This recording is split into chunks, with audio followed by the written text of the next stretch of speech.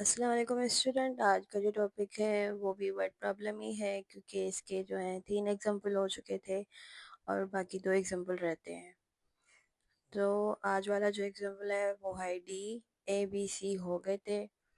तो इसको पढ़ते हैं। A man buys 250 gram of sugar every day. What is the weight in kg of the total quantity of sugar he bought in the month of January. अब है कि एक आदमी है जो 250 ग्राम शुगर हर रोज़ लेता है। ठीक है।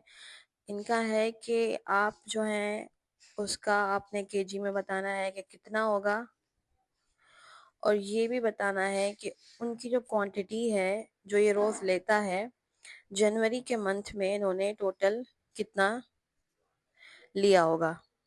तो इसकी सिचुएशन जो है बनानी पड़ेगी कि वो रोज़ इतना लेता है तो मंथ में कितना हुआ, और उसके बाद हमें जो मिलेगा उसको चेंज भी करना है किलोग्राम में। सबसे पहले हमने सीखा था कि बिगर यूनिट को स्मॉलर यूनिट में कन्वर्ट करना, जहाँ पे ऑलवेज मल्टीप्लाई ही हो रहा था। और यहाँ पर आप देखें, उसके बाद आपने टॉपिक सीखा था कि स्मॉलर यूनिट्स को बिगर यूनिट्स में कन्वर्ट करना, तब हमें डिवाइड की नीड हो रही थी। तो ये भी कुछ इस तरह का है, जब ग्राम किलोग्राम में जाएगा तो वो डिवाइड होगा, मल्टीप्लाई नहीं होगा, क्योंकि ग्राम छोटा यूनिट है और किलोग्राम बड़ा यूनिट है।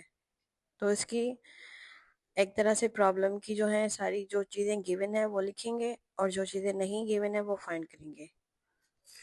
अब ये बनेगा कुछ इस तरह से कि जो शुगर उन्होंने डेली ली थी वो थी 250 ग्राम, और जनवरी के मंथ में 31 डेज होते हैं।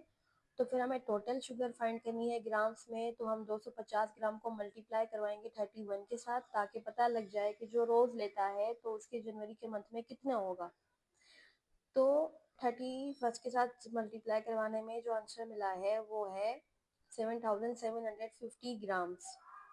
उसके रोज़ के जो थे वो जनवरी के मंथ में इतने ग्राम्स बन रहे हैं। अब हमारे पास एक और चीज़ रिक्वायर्ड थी कि इन ग्राम्स को किलोग्राम्स में भी कन्वर्ट करना था।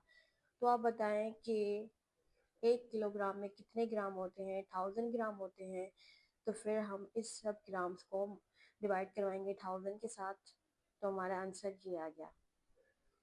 अब डिवाइड करवाना आप पे डिपेंड है, आप किसे भी डिवाइड करें। आप चाहें तो इस तरह से भी डिवाइड करें, ये डिवाइडेंड बना दें और ये डिवाइजर बना दें, या फिर इससे भी आसान तरीका, डेसिमल आ रही है तो बस डेसिमल में ही इसको कन्वर्ट करना है। अब में हमारे पास 1000 है, 3 जीरो है, 3 डिजिट छोड़ के आपने डेसिमल लगा दें। इस तरह से जीरो दे ना दें, क्योंकि आपका डेसिमल जितने नंबर आप रखना चाहें उतना रख सकते हैं।